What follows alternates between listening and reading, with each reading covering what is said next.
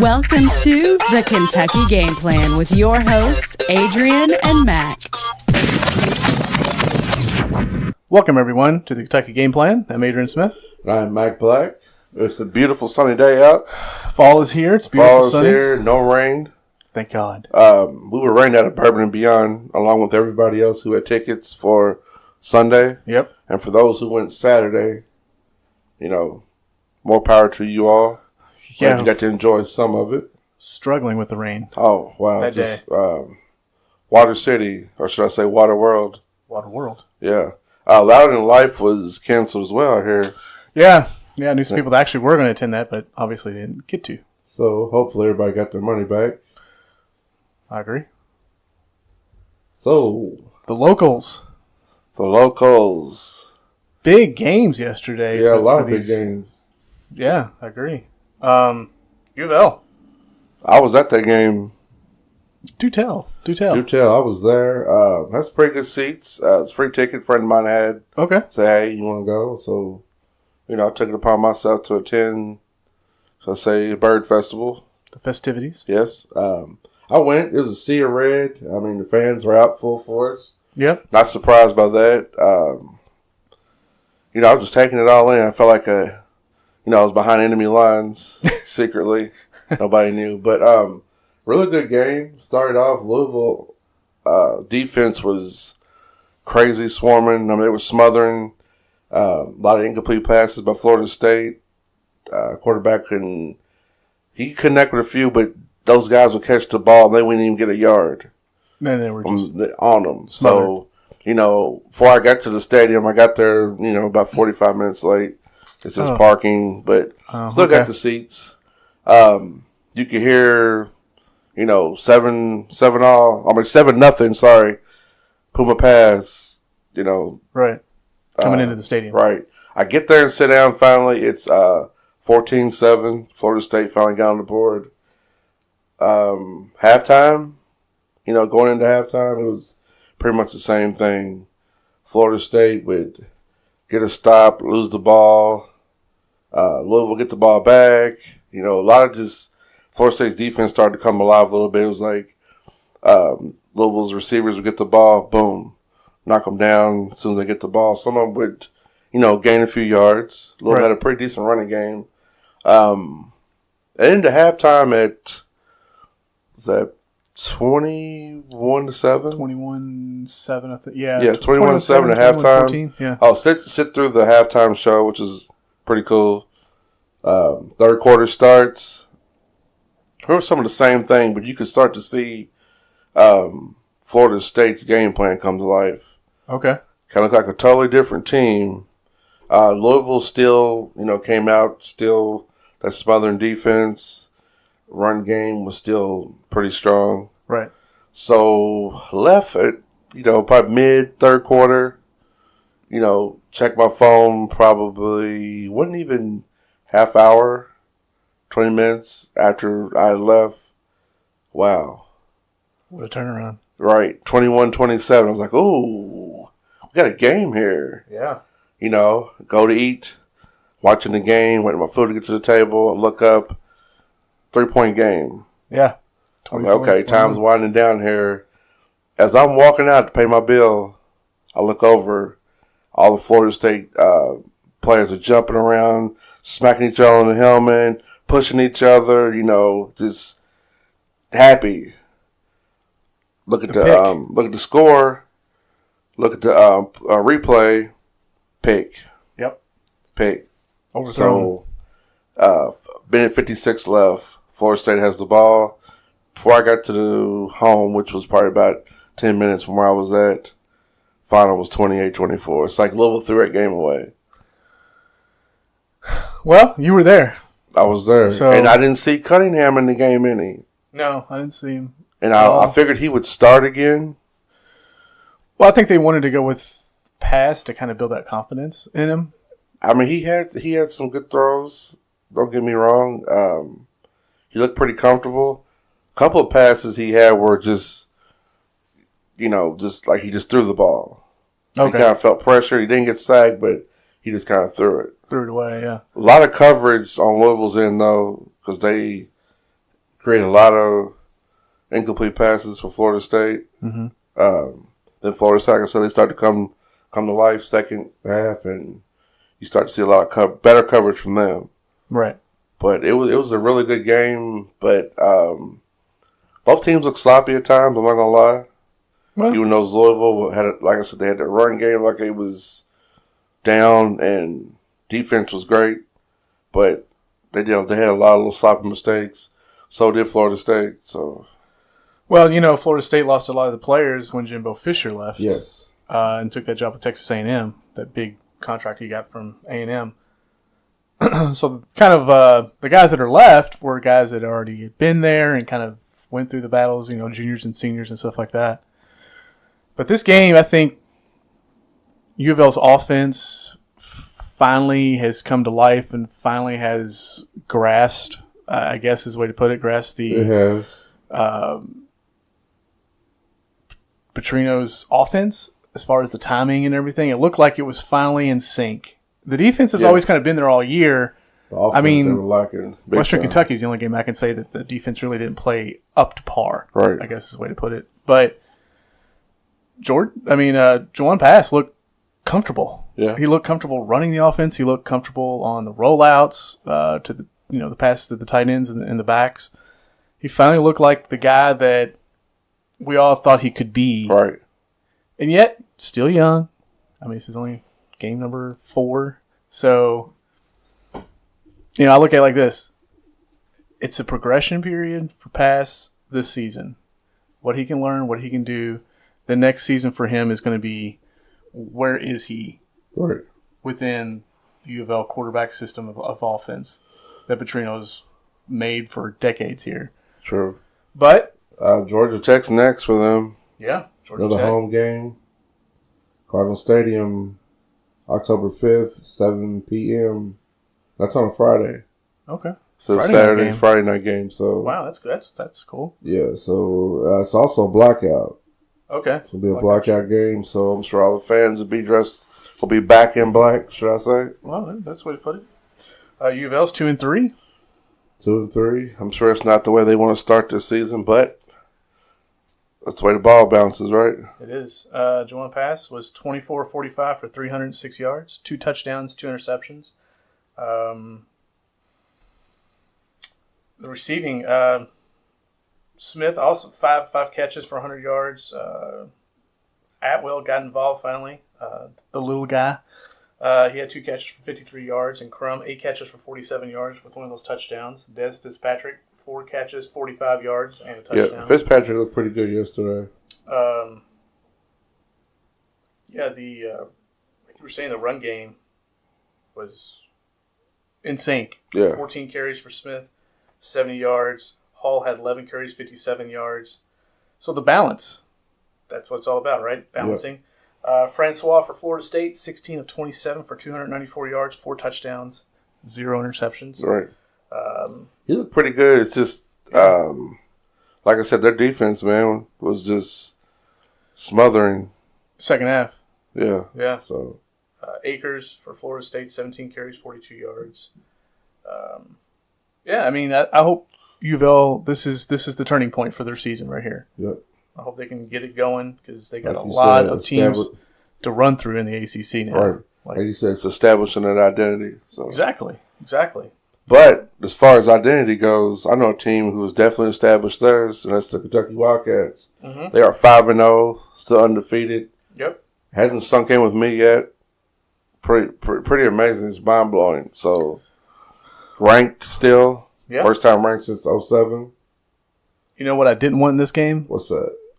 Kentucky to come out flat. Hey, we got ranked. Right. We're We're in the mix. We're in the SEC you talk. can't even celebrate that yet. Yeah, we're in the SEC talk. It's like, oh, cool. We're working. We're starting to see some of our hard work pay off. Right. Leave it at that and keep handling business. Keep coming out. Don't get a big head. Don't act like you're okay. We're ranked now and undefeated. Okay, cool. Not time to celebrate yet. Season ain't over. No, but they knocked out Central Michigan first game. Knocked off Florida at Florida. Very big game for them. Murray State, Mississippi State was another big game. South Carolina now. And South Carolina. So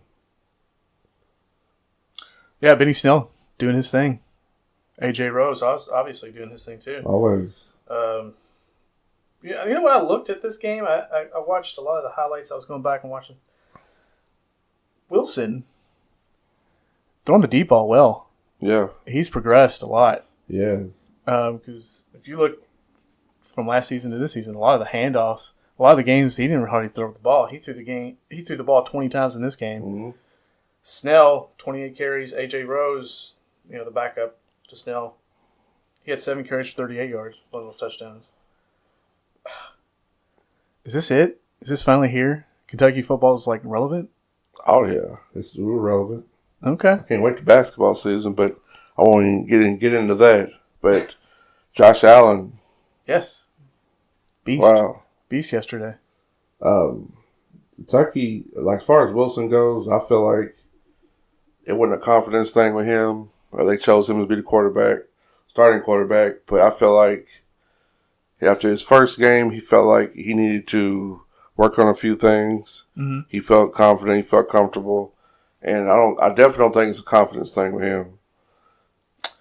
He's going out there. He's, staying poised. Yeah. Keeping his composure and just getting the ball to where it needs to go.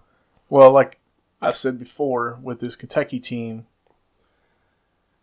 the way Kentucky wins, the way Kentucky plays, on the offense and the defense side of the ball, it starts with the lines. Yeah. You got that offensive line creating holes for Snell and Rose and all those guys, and keeping Wilson upright to throw the ball downfield. Exactly. And then the defense putting all that pressure, like you said, with the defensive side of the ball, A.J. Rose doing his thing.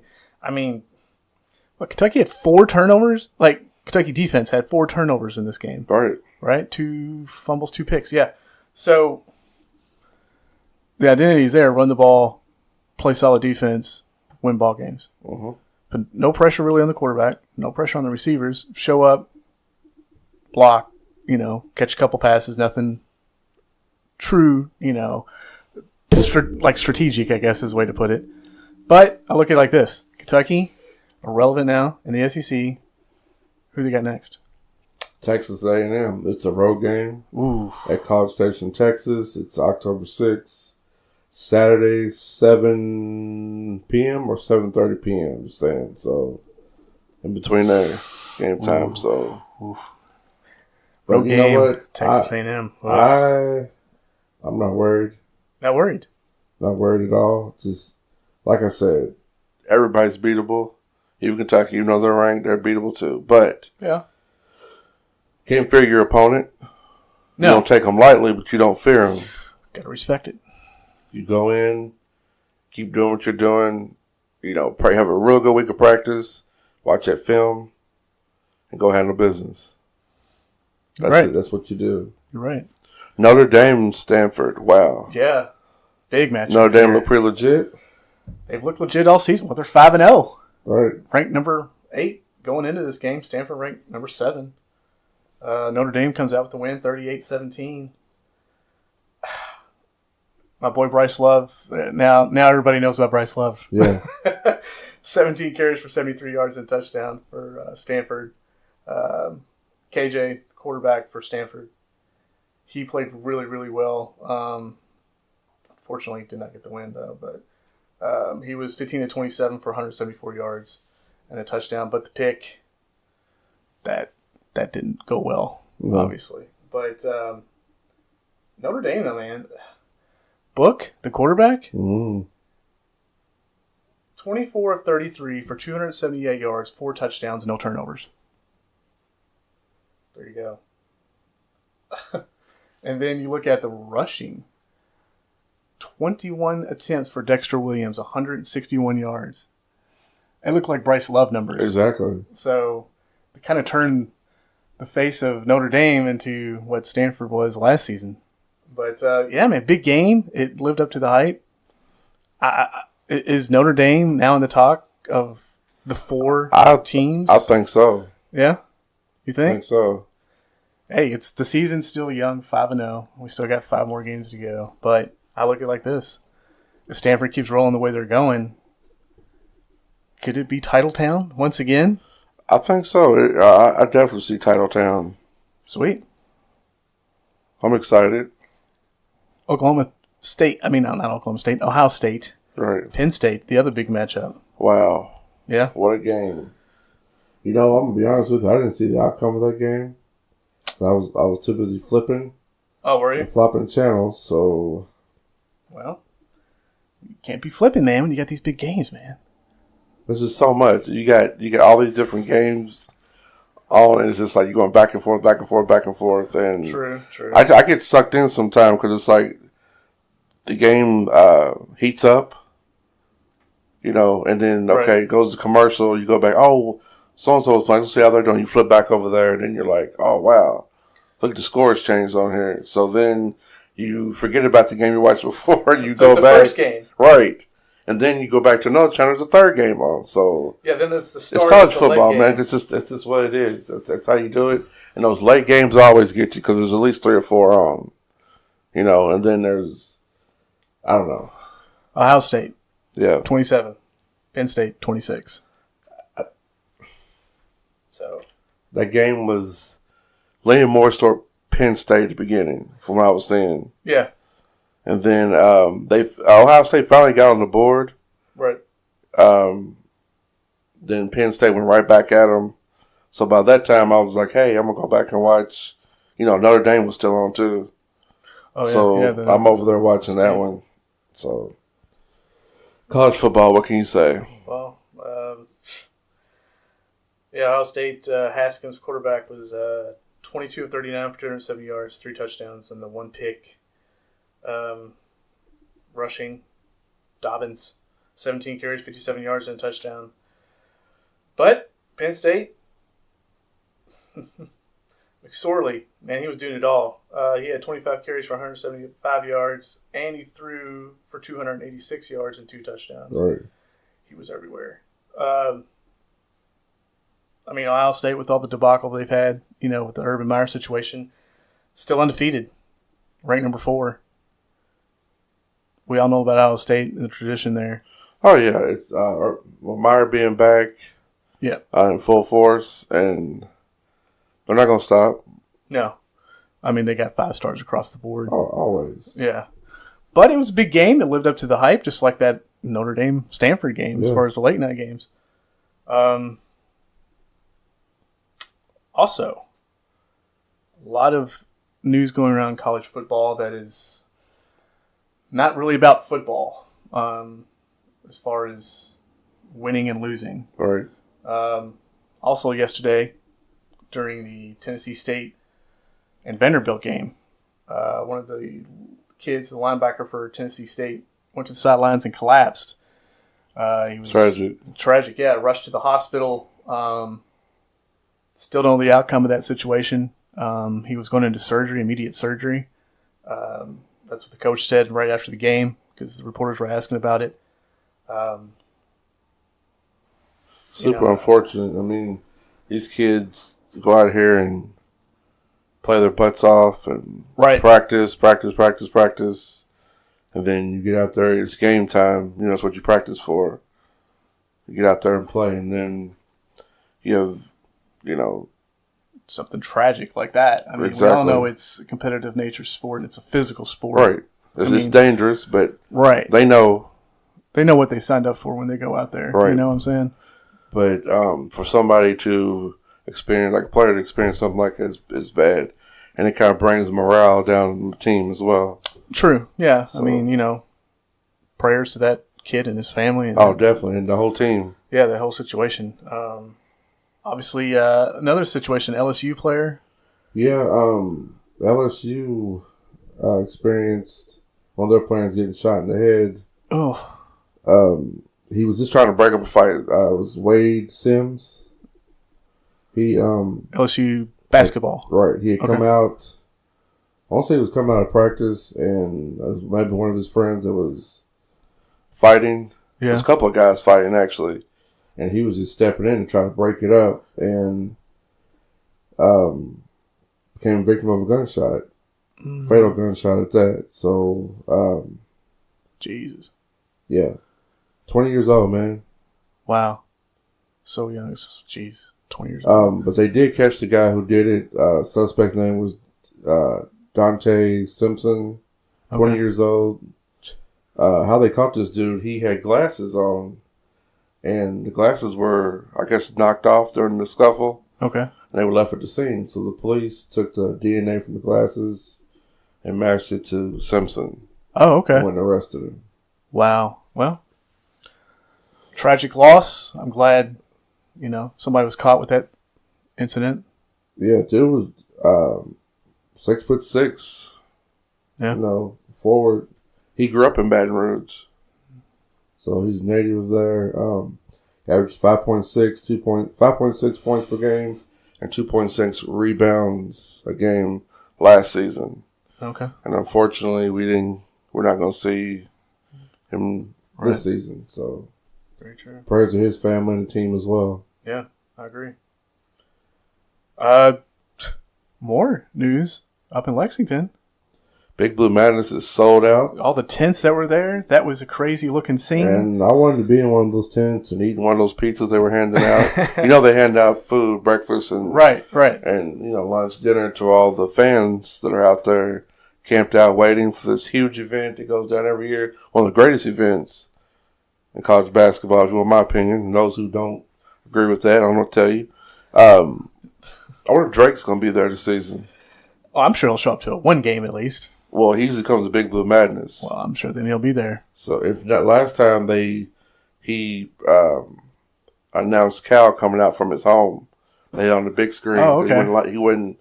He couldn't be there, so he announced Calipari from the big screen, and Cal came out to the fans. Right, October's very own. So yep. Some people don't know what OVO stands for, but there you go. Yeah, sold out within 40 minutes. Not shocked. Actually, I'm shocked that it took 40 minutes, to be honest. Yeah, but I'm pretty excited about this team, like I've said a million times before. And we don't have much longer before this team debuts. Right. And this is actually their first, practice, Big Blue Madness, open. Right. It's a big celebration / practice. So for those of you who want to give me a ticket or donate me a ticket, let me know. Feel free. Yep. I'm sure the listeners have our links. Yep. So, like I said, let me know. There you go. Oh, your boy in the news, in the golf world. Tiger Woods. Yes. Last week, he won tournament. Back on top. Yep. A lot of people thought that Tiger would never win again. All the talk was, you'll never see the Tiger of old. He's washed up, he's through, he's had too many back issues, too many off-course drama going on. But Guess what? He rose above it, and he won. He did. Well, he came out, and he's a competitive guy. He is. He's always going to be competitive. And like you said, he did what he had to do. He wasn't flashy about the win or anything like that. I think he was just as surprised as everybody else. Yeah, I was to say he was very humbled, it seemed, during the press conferences that I did see some of the questions that were asked, and he said, I'm always going to be competitive, and they were asking him about some of the younger guys playing against him, and he said, hey, I'm Tiger Woods. As long as I got a golf club, we can go out there and golf any day. Oh, yeah. So, hey, I'm glad he got the win, man. He got off the Ryder Cup. Yeah. Yesterday and today. Europe beat the United States. They always have trouble with Europe. Always. And they got played again by that curse. And Woods got a little frustrated. He was up one, but he ended up losing to his opponent. And then U.S. fell, to Europe, and it's a sad loss. Everybody wants to win, especially us being the United States and true having that. Well, Tiger bragging rights of us being dominant in sports. Well, plus Tiger coming off that win too. Right, exactly. So it's a thing we got to get over and move on. Any NBA news? A lot of NBA going on. A lot of NBA. Okay. Always a lot of NBA. Wow, Kawhi Leonard finished with 12 points last night. A lot of people were not sure if Kawhi was going to, cooperate and play Okay. with the Raptors. But he finally got himself in gear, and he finished with 12 points in his first game with his new team. Mm-hmm. Beat the Trailblazers. Okay. 122 to 104 in Vancouver. A lot of people were saying he won't be a long-term player there. With the Raptors. He might play a couple seasons and then, leave or possibly get traded. So he didn't shoot particularly well last night. He only played 19 minutes. Okay. He shot 4 3-pointers, missed them all. Wow. Yeah. Got some rust. And he was just 6'11" from the free throw line. So it's going to be one of those things where he's going to have to work himself back in the groove. Yeah. But you got to think, look how long he had not played. Yeah, a year. Yeah. I mean, a year, easily. Yeah. I'm not worried about his performance. I think he's going to do great. He's still young. The fans are going to gradually, work their way toward him as far as, they welcomed him in, but I think his fan base is going to grow. Embracing. Right. Yeah. I look at it like this. It's a team where he can be option number one. And that's kind of what he's wanted, really. I mean, he's wanted to be the guy. I mean, Pop kind of gave him the keys to the Spurs as far as being the guy, but when you got Popovich as your coach, you're not going to be an option number one. No, because Popovich is so team-oriented that there is no number one. Right. I mean, he's got great players. He's always had great players come through there, but team effort. It's always a team thing there. But with Kawhi Leonard, he's always wanted to be the star, the LeBron James and Dwayne Wade type of guy. Toronto's a perfect place for him to do that. Right. And it's like I said, it's going to take time for him to get his rhythm back. Yeah, get the rest off. Get back to the Kawhi, the elite Kawhi Leonard. So the NBA Finals, Kawhi Leonard. Yeah. Looks like LeBron James has played more minutes than anybody, than any other player since 2003. Can you guess how many minutes those are? Like, the past 15 years. 7,000. 10,000. 10,000. 10,000 minutes. Wow. Yeah. Wow is it. Wow. Yeah, that is interesting. Spider Mitchell made a comment. He said, I'd rather beat the team than join them. So I don't know if that's shots at anybody, but I don't think it is. I think he's just speaking his mind. Yeah. He just feels like being loyal, and hopefully it holds true in the NBA, in this NBA era, considering it's all about competition and money, and trying to get that trophy the right way, should I say? I mean, not the easy way, I guess, is what you're trying to say? I say it's wrong because you go join a team and I got 5 All-Stars. I'm going to go join them, be a 6th All-Star, and we're going to win 3 championships back to back to back. We're just going to cruise through. Right. Yeah. But I have to agree with him. I'm not... he's an old school guy. Yeah. You got old school mentality, definitely. Yeah. Kyrie Irving feels the Celtics team is the best team he's been on in terms of talent. Do you agree with that? As far as talent overall across the board? Yeah. Yeah. I mean, yeah, the Cavs team was great. When he was there with LeBron and Kevin Love, but across the board now. Yeah, Boston, yeah, definitely. Well, he also addressed the rumors of the whole thing about him going to New York and leaving Boston. Okay. He was pretty... Yeah, there was... Pretty irate about that. He's like, hey, look. Wow. I think it's pretty disrespectful for those rumors to be coming out. Never said I wanted to leave. I have no intentions of leaving. So, could be locked in for a while. Well, that's a good thing for Boston fans. They need him. Oh, yeah. And as far as other trade rumors, Miami has He'd have been listed. Bam is tradable. Okay. Minnesota Timberwolves. So another rumor was Jimmy Butler wanting to go play with the Heat. Okay. Bam is one of the pieces they would use to acquire Jimmy Butler. Interesting. Good move, bad move. Good move for Miami. Probably a bad move for Minnesota. Not that Bam's a bad player, but they got a lot of forwards and centers there. Right. And he's going to fall down the depth chart. So I don't see it's a great situation for Bam, I guess is the way to put it. NFL news. Here's an interesting thing. This past Thursday night game with the Rams and Vikings, wide receiver Robert Woods for the Rams, his home was burglarized and broken into as the game was going on. Stuff was stolen throughout the house. Charges have not been filed against any specific people, but they're looking for suspects. So the situation there is this might be linked to Yasiel Puig, also L.A. Dodger. His home has been broken into multiple times, like 8. So you feel like it's linked? So it could be linked. Like 8 times in the last year, his home's been broken into when he's been at games or on the road. So this could be a situation where it's the same people.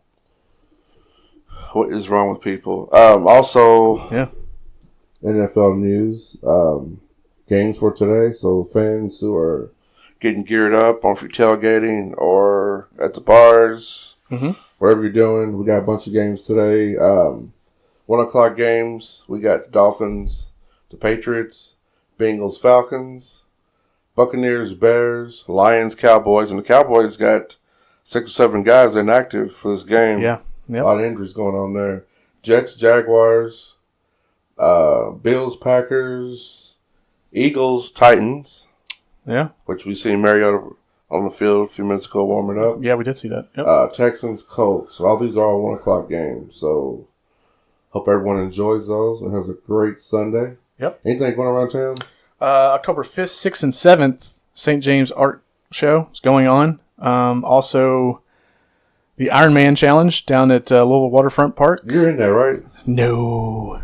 You're in it. That's going to be October 14th, but Sam's in it, so go check her out. Okay. She's going to be there. Also, don't forget to join us and follow us at Instagram at the KY_Game Plan, Facebook, the Kentucky Game Plan, and Twitter at the KY Game Plan. All right. Well, I guess that wraps it up, folks. Yep. Thank you all for tuning in. I'm Mac Black. I'm Adrian Smith. And thank you for tuning in to the Kentucky Game Plan.